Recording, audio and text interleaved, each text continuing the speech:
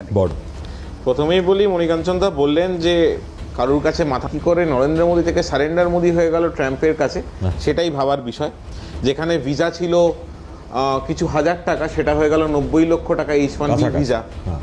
আমেরিকার H1B visa 90 লক্ষ টাকা হয়ে গেল। এই যে নরেন্দ্র মোদী থেকে সারেন্ডার মোদীর যে জার্নিটা, সেটাই ভাবায় যে এটা মাথা নত কি না। দ্বিতীয় কথা, মণিকাঞ্চনদা শেষের পয়েন্ট থেকে আমি আসছি, বলে যে সব ঘরে বাথরুম। পশ্চিমবঙ্গে পানীয় জল, বাথরুম এর অভাব অন্যান্য রাজ্যের তুলনায় কম, নগণ্য, হাতে গোনার মতো নয়। এবং এটা বাংলা সবসময় এগিয়ে, বাংলা সবসময় শিক্ষার হার অনেক বেশি, বাঙালি মানুষ সবসময় সচেতন জাতি বাঙালি।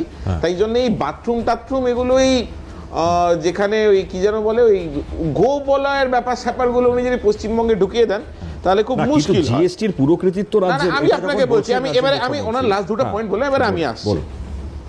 মুখ্যমন্ত্রী একবারও বলেননি যে জিএসটির পুরো কৃতিত্ব। উনি কি বলেছেন, এই যে বিমায় জিএসটিটা তুলে নেওয়া হয়েছে, এটার কৃতিত্ব মুখ্যমন্ত্রী নিজেরও উনি একবার বলেননি। কোট আনকোট বলেন যে এই রাজ্যের সরকার প্রথম, ভারতবর্ষের প্রথম একমাত্র সরকার যারা কেন্দ্রীয় সরকারের কাছে দাবি জানিয়েছিল যে মেডিক্লেম বা বিমার ওপর থেকে জিএসটি প্রত্যাহার করা হোক।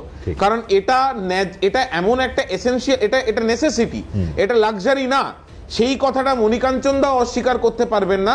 এবং মহানন্দা দেবী যেভাবে খুব পরিষ্কার করে বলল যে মানুষের কাছে ক্রয় ক্ষমতা কমে গেছে। একদিকে মানুষের, দেখুন আমি ইকোনমিক্সের স্টুডেন্ট না, কিন্তু একটা কথা খুব পরিষ্কার, আমি আমার ছোট সংসার চালাই, তাতে যেটুকুনি বুঝতে পারি, আমার যদি আয় কমে যায় তাহলে আমার ক্রয় ক্ষমতা কমে যাবে। এর জন্য আমার কোনো ইকোনমিক্স হওয়ার দরকার নেই। তো ফলে মানুষের কি যেভাবে ক্রয় ক্ষমতা কমে গেছে 2014-এর পরে যে সরকার এসছে, তাদের আশীর্বাদে আমাদের যে প্রাপ্তি ঘটেছে, তার মধ্যে এটাও একটা প্রাপ্তি যে মানুষের কাছে টাকা, মানুষের কাছে পুঁজি কমে গেছে, মানুষের ক্রয় ক্ষমতা কমে গেছে। ফলে এই জিএসটি যে ইনফ্রাস্ট্রাকচার করতে হয়েছে, সেটা প্রথমবার না, এই প্রথমবার ইনফ্রাস্ট্রাকচার করতে হয়নি। সেটাই প্রমাণ করছে যে যারা অর্থমন্ত্রী যে বসে আছেন এবং যিনি প্রধানমন্ত্রী বসে আছেন, তার ব্যর্থতার কত, যে প্রথমে উনি যেটাকে ইস্যু করেন সেটাকে আবার তাকে রিস্ট্রাকচার করতে হয়। তৃতীয় কথা, উনি অনেক কিছু, দেখুন যাদের কাছে রাজনীতির কথা বলা বা রাজনৈতিক টপিকে কথা বলার খুব বেশি কিছু থাকে না, তারা ব্যক্তি আক্রমণ করবেই। কিন্তু উনি কি বলতে পারেন কি বলে ওটাকে, ডেচকি উল্টে, গোবর গ্যাসের ওপরে ডেচকি উল্টে কি করে চা বানানো যায়? ওনার তো আমার থেকে অনেক বেশি বয়স, আমার মাথায় না অনেক কিছু ঢুকবে না, ওনার মাথায় তো ঢোকে। উনি আমাকে একটু বলুক, গোবর গ্যাসের ওপরে ডেচকি উল্টে প্রধানমন্ত্রী যেভাবে বলেছিলেন যে ওখান থেকে নল বের করে লাগিয়ে দিলে যে গ্যাস হবে, সেইটা দিয়ে চা রান্না করা হবে। এআই বলতে আই মানে মা আর এআই, আর্টিফিশিয়াল ইন্টেলিজেন্স যে এক জিনিস, এটা কি জানেন? আচ্ছা, উনি তো বিজেপির মুখপাত্র, উনি কি জানেন পশ্চিমবঙ্গে এসে পদ্মে ছাপ বলতে গিয়ে যেটা এখানে ছাপ বলেছিল, সেইখানে ছাপ দিতে গিয়ে কি 18 থেকে 12 নেমে এসছে ওনারা? এইসব কথার তো ওনাদের উত্তর দিতেই হবে। তবে আমি বলি, ব্যঙ্গ বিদ্রুপ সরিয়ে রেখে পশ্চিমবঙ্গ, মহামতি গোখলে যা বলেছিল, what Bengal things today, rest of the India things tomorrow, তা আবার মমতা ব্যানার্জি প্রমাণ করে দিয়েছেন। যে যেখানে পশ্চিমবঙ্গ প্রথম বলেছিল যে না, যে বিমা মানুষের অধিকার, মানুষের প্রাপ্য, যে কোনো উন্নত দেশে এই বিমা সরকারের মাধ্যম থেকেই করে দেওয়া হয় এবং সেটাই উচিত, সেটা এত 28% জিএসটি রাখা যাবে না। এবং সেই মর্মে আমরা চিঠিও দিয়েছিলাম কেন্দ্রীয় সরকারকে।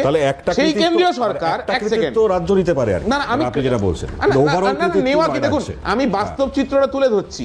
এবং মমতা ব্যানার্জি কোথাও কোট আনকোট বলেনি যে আমার কৃতিত্ব, উনি বলেছেন রাজ্যের কৃতিত্ব। আপনি দেখুন চালিয়ে, যদি আমি ভুল বলি, রাজ্যের কৃতিত্ব, রাজ্যের চিঠিটা তো দিয়েছিলেন, উনি দিয়েছিলেন। হ্যাঁ, সেটাই বলছি।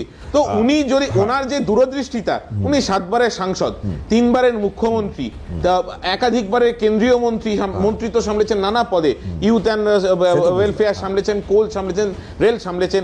এনিওয়েজ, তো তার যে রাজনৈতিক দূরদৃষ্টি, তার যে 84 সাল থেকে আজকে 2025 সাল মানুষের সাথে জনসংযোগ, ভিখারি পাসওয়ানের অত্যাচার থেকে শুরু করে নন্দীগ্রাম, সিঙ্গুর, ছোট আঙারিয়া, কেশপুর, নেতাই, চমকাইতলা, এই যে ওনার যে জনগণের সাথে যোগাযোগ, সেই যোগাযোগের ফলেই সে বোঝে যে মানুষের কোনটা ন্যায্য দরকার, মানুষের কোনটা দাবি, সেই দাবিটাই উনি তুলে ধরেছেন।